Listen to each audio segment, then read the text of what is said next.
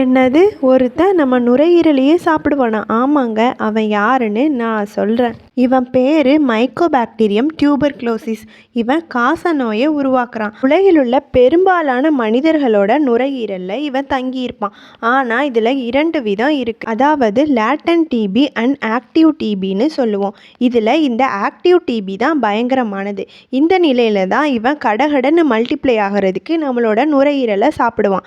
நுரையீரலில் காற்று துளைகளுக்குள்ளே சென்று அங்குள்ள திசுக்களை அரைச்சு அதிகப்படியான சளியை உருவாக்குவான்.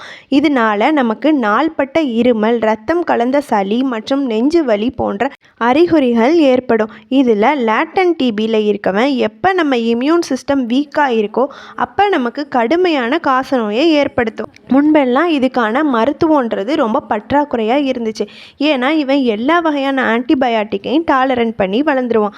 இதனால் அப்போது பல பேர் வறட்டு இருமலால் இறந்து போனாங்க. ஆனால் இப்போ எத்தம்பியூட்டால், ஐசனிசைட், ரிஃபாம்பென்டின் போன்ற பல ஆன்டிபயாட்டிக்கால் 6 மாதங்கள்லேயே இதை குணப்படுத்திடலாம்.